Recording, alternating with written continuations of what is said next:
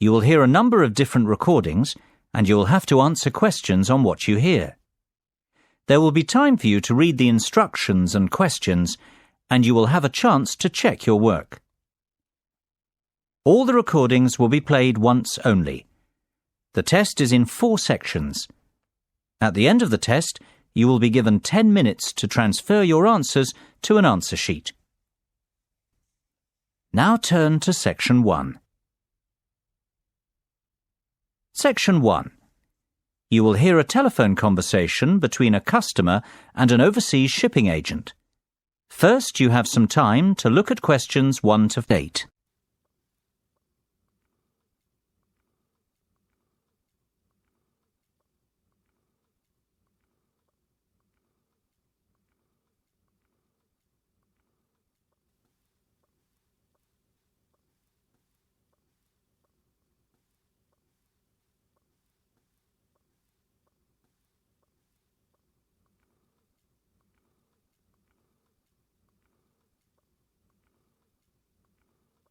You will see that there is an example that has been done for you. On this occasion only, the conversation relating to this will be played first. Good afternoon, Denham's Shipping. How can I be of service? Well, I wish to inquire about sending a container of personal items from the UK to Ireland. The customer wants to send his container to Ireland, so the country of destination is Ireland. You should answer the questions as you listen, because you will not hear the recording a second time. Listen carefully and answer questions 1 to 8. Good afternoon, Denham's Shipping. How can I be of service? Well, I wish to inquire about sending a container of personal items from the UK to Ireland. No problem. Would you like me to give you an estimate of the cost? Yes, please. Well, first of all, may I take your details? Of course. My name's Tim Lafferty. Could you spell your surname for me, please, Tim? Yes, it's Lafferty. L-A-F-F-E-R-T-Y. Thank you, Tim. Now, where would you like us to pick your container up from? My university, if possible. OK. Let me make a note of the address. It's Abbeyfield University. Is that Abbeyfield?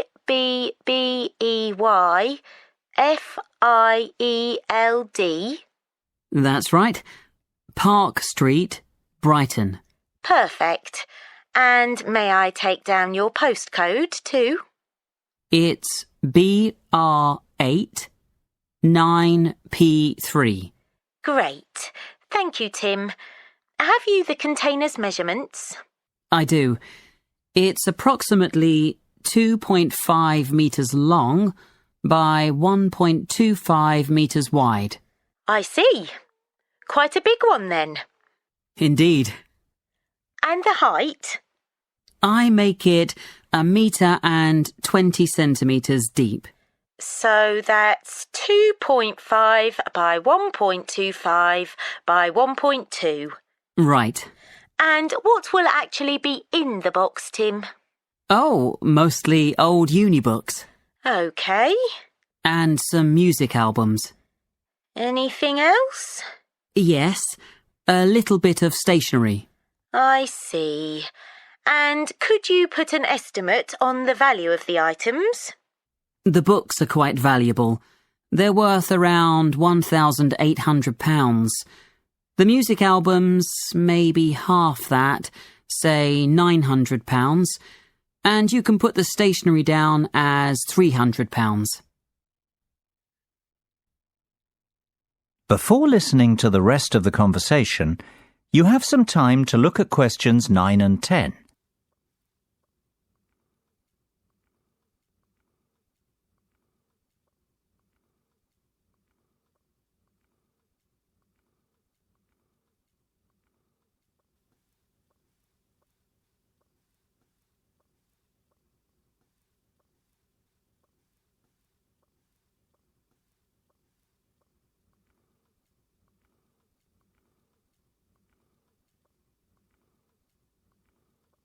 Now listen and answer questions 9 and 10.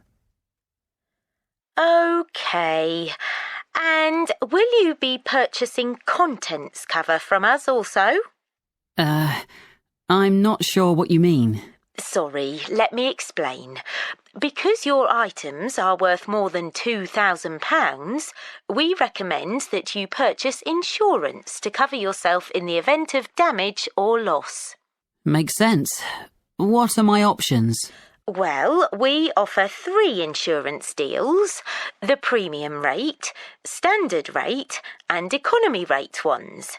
Premium offers full cover in the event of loss, damage or theft, which means you would be provided with the full cost of replacing your belongings.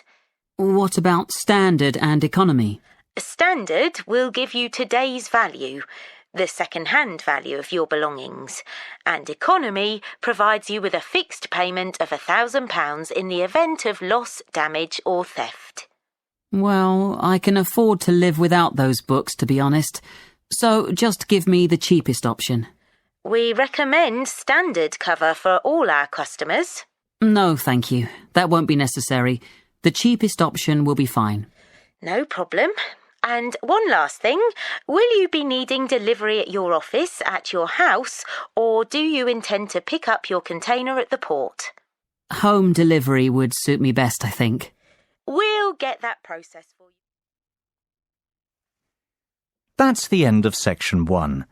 You have half a minute to check your answers.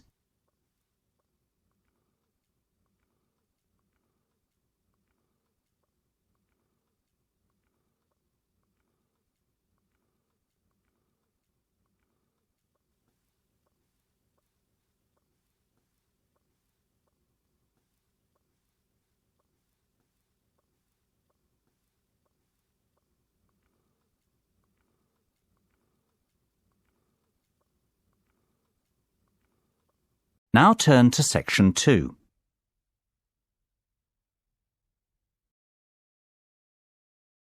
Section 2. You will hear a tour guide talking to her tour group. First, you will have time to look at questions 11 to 15.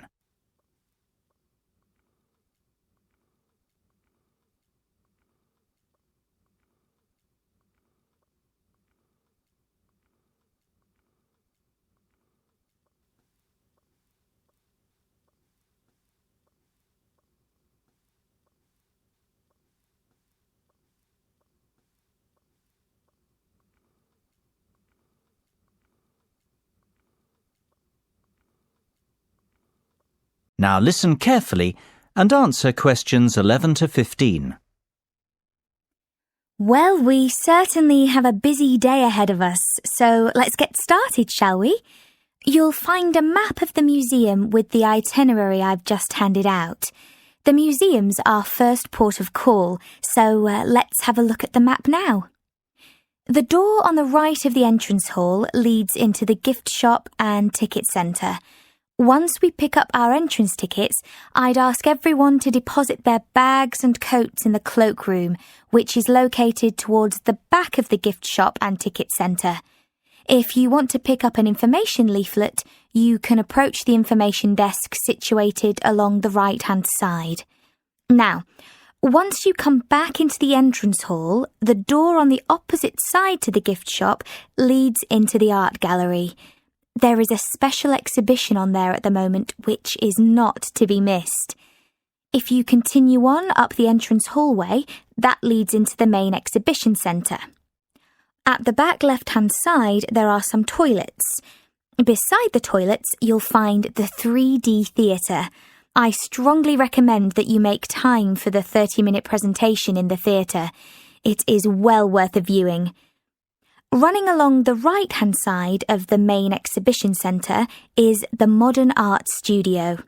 Here, not only can you view some of the most famous works of the 20th century, but you can also sit in on a workshop run by a local artist.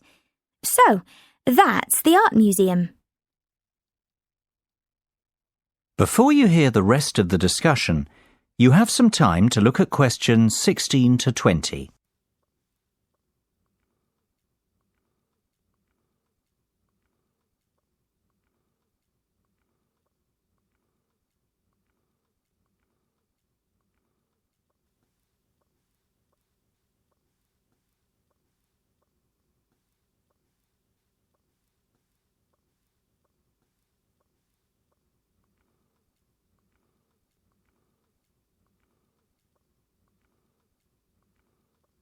Now listen and answer questions 16 to 20. Next on the itinerary is the aquarium. Depending on how long we spend at the museum, we might have to give this one a miss. It's not what I'd call a highlight of the day, but it would be a shame if we didn't get to see it, as it's en route to the Solheim Country Club, where we're booked in for lunch at 1 o'clock. Originally, we had planned to stop off at the Milltown Winery afterwards, but we've had to scrap that plan. Otherwise, we'd never get to the zoological gardens before closing time. We have pre-booked the gardens and must be there by 2:30, so no dilly-dallying please after lunch. Straight back onto the bus. The gardens close at 3:30, so we've an hour there, which should give us ample time to look around. Time allowing, we'll stop off at the famous Stout Brewery after that, if traffic isn't too heavy, and we're in Lincoln before 5. If not, we'll head straight for the National Concert Hall, where you're in for a real treat of an evening, with a performance from the world-renowned cellist, Andrei Borovsky. We have to be in our seats by 6:30 sharp. After that, it's back to the hotel for the night, where a buffet meal will be waiting for us at 8:30, or whenever we get back. That is the end of section 2. You now have half a minute to check your answers.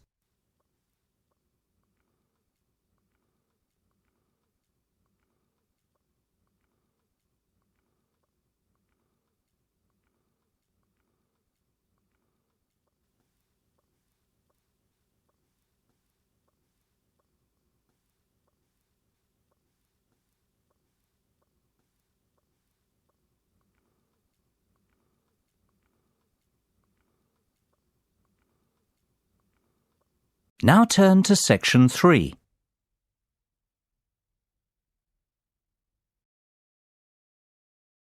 Section 3. You will hear a discussion between 2 design students and their tutor on a practical assignment. First, you have some time to look at questions 21 to 25.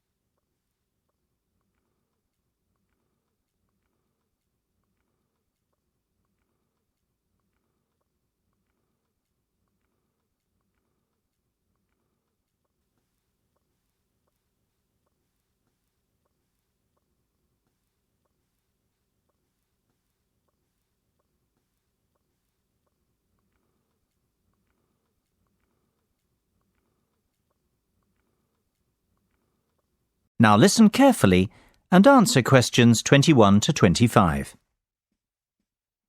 So, have you chosen a product yet? I think so. We'd like to build a gyroscopic exercise aid. Sounds interesting. Tell me more.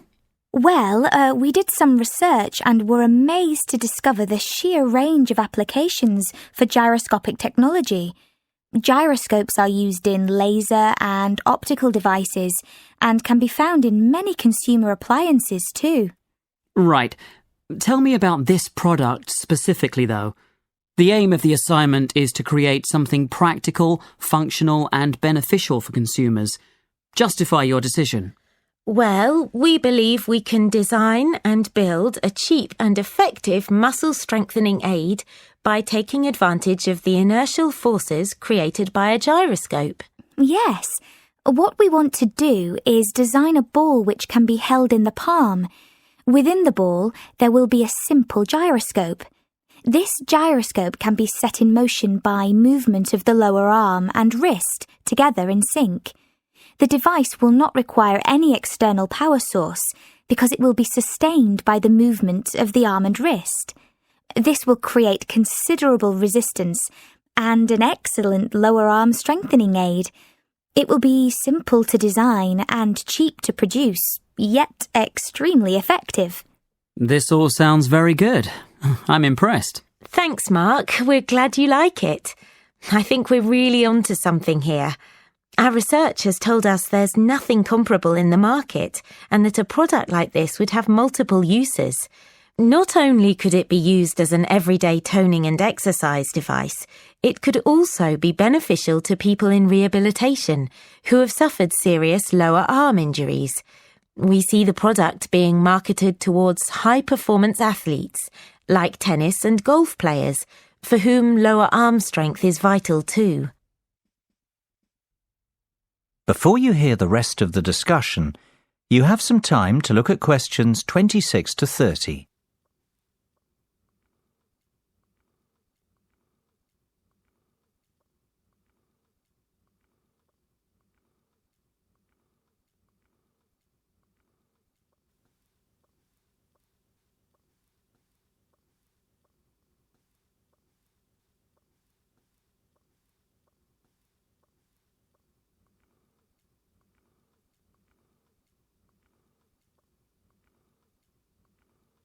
Now listen and answer questions 26 to 30. I've heard enough to give your project the go-ahead. Now, let's talk costs. Right. Well, we estimate that around £3,000 will be required for product development.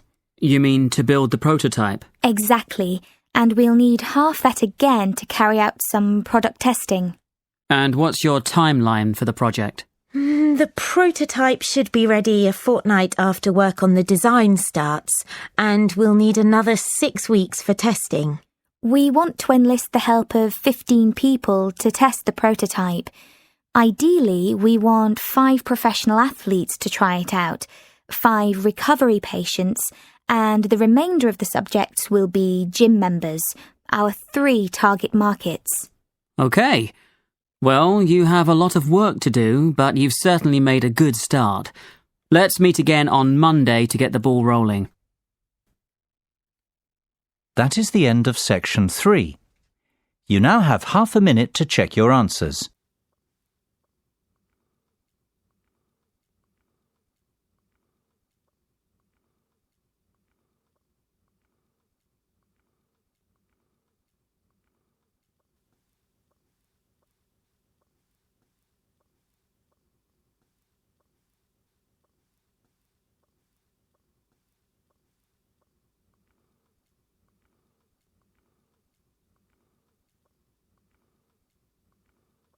Now turn to section 4.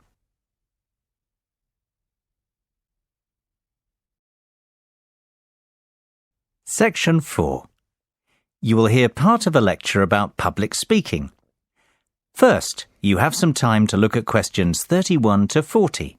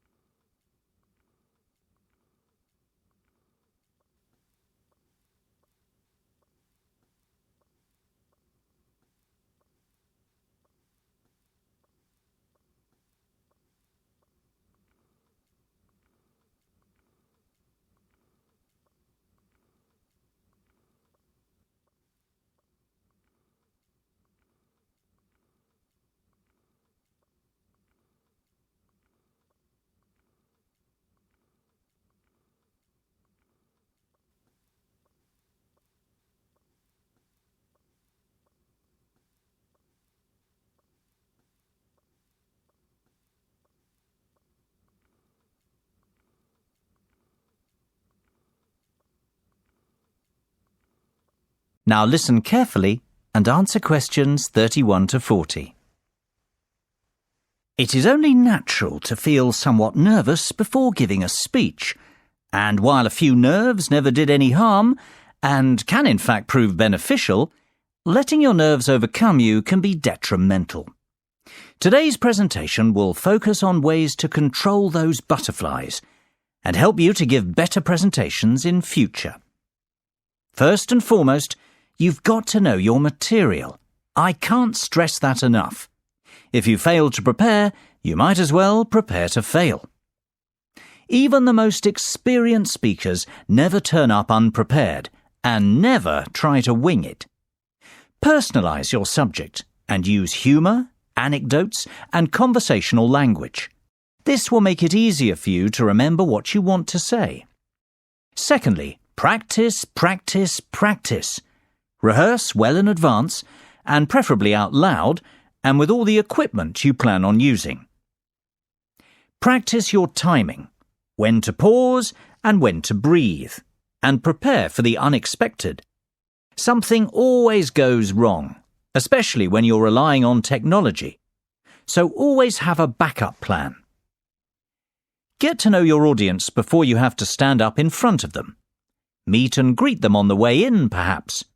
It is much easier to talk to a group of friends than a group of strangers. And, just as importantly, know your room as well. Arrive early, pace the speaking area, and practice using the microphone and visual aids. The hardest part is trying to relax. Never rush straight into your speech.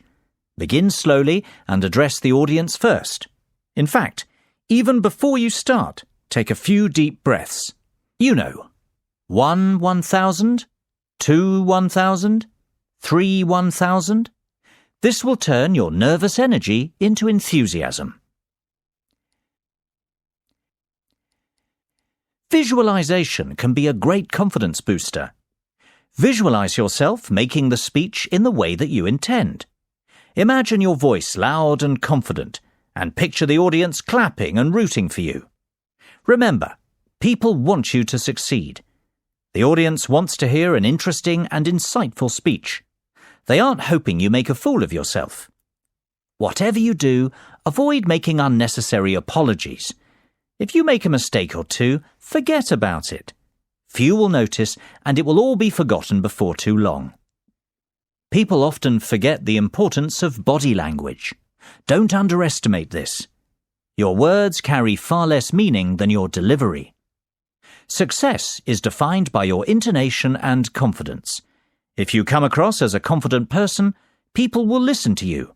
You will command their attention. Stand tall and proud and deliver with conviction. Humans are very bad listeners. We remember less than 25% of what is said and place far more emphasis on how it is said. Last of all, be realistic and give yourself a chance. No one becomes the perfect speaker overnight. It takes time to hone your presentation skills. That is the end of section 4. You now have half a minute to check your answers.